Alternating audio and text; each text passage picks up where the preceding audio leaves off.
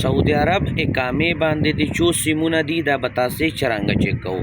السلام علیکم دوستانو، ډیر ملګري ماته کمنټونه چې کمنټ کوي چې موږ به سعودي عرب چې په خپل اقامې باندې دا څرنګه چیک کوو چې موږ په اقامې باندې چو سیمان وتلی دي. نو دا ډیر اسانه طریقه ده. ویډیو چې مکمله طریقه ته شو خو که خوښه مو سو ټول ملګرو سره لازمي شیر کو او دغه نور معلومات لپاره پیج لازمي فالو کو او زه ویډیو تاسو ته الف نه واخله یې پورې مکمله په اطمینان سره جوړو. خو دا ویډیو به تاسو په آرام سره ګورو ځکه چې که آرام سره تاسو نو ګورو نو دې چې ډیر تاسو اقامې نمبر ډیټ اف برث ارچ شایبه ورکو. که تاسو چیرې په آرام او اطمینان سره دا ویډیو نو ګورو نو په تاسو په پوه نه سو راجو ویډیو شروع کوو چې تاسو په خپل اقامې باندې سیمونه څرنګه چې کوو چې چوپ ودلی دي. نو اقامې نمبر چې کولو د پاره با ټولو نه پهله تاسو خپل پلی سٹور ته لاړ شو.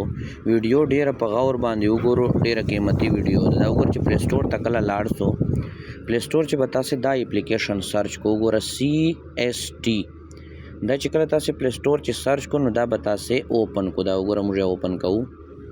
دغه چې کله اوپن کو ویډیو سر نه واخله مکمل وګورو. دا چې کله اوپن کو بیا بدلته الاو کو. چې کله الاو کو لاندې دا شین لیکلی وګوره تعالی دا به وایو بیا به دا یو پیر وایو یو پیر بیا وایو او دلته به تاسو ته وګوره پاس لیکلی دی انګلیش. وګوره دا انګلیش باندې به تاسو کلیک وکړو.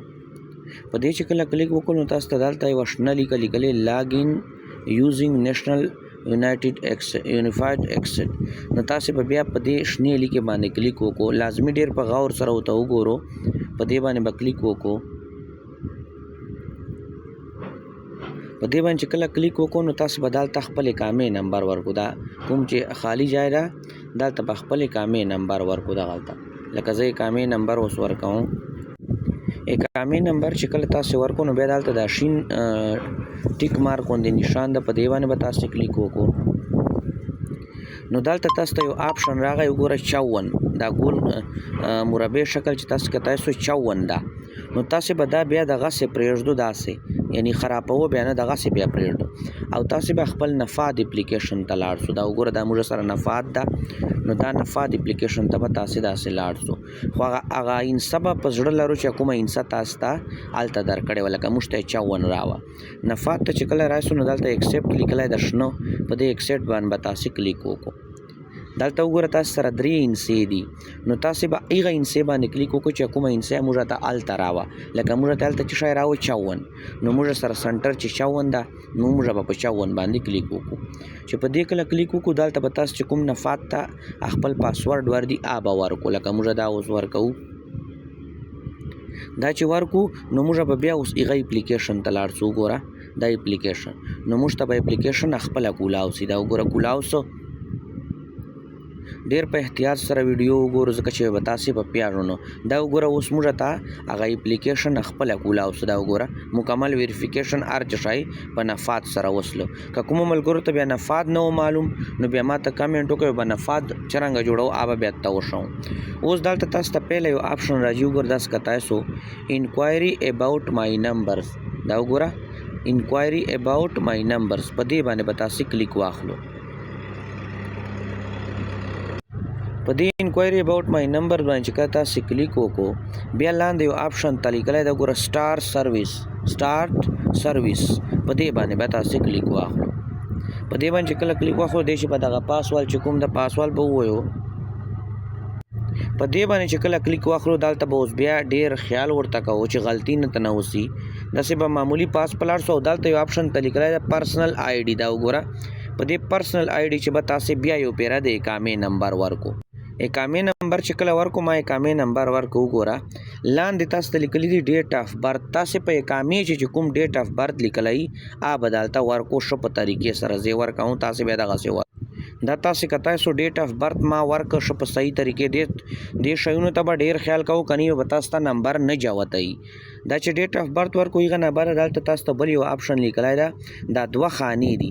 تاسو به دا تور چې کوم خال ده دا به یس خانې ته راولو. دا سی وګوره دا مو وکړو. هغه نه بعد لاندې تاسو ته لیکلی دی موبایل نمبر. دلته به تاسو خپل موبایل نمبر ورکو چې تاسو کوم موبایل نمبر اوس په موبایل چې موجود یا به ورکو.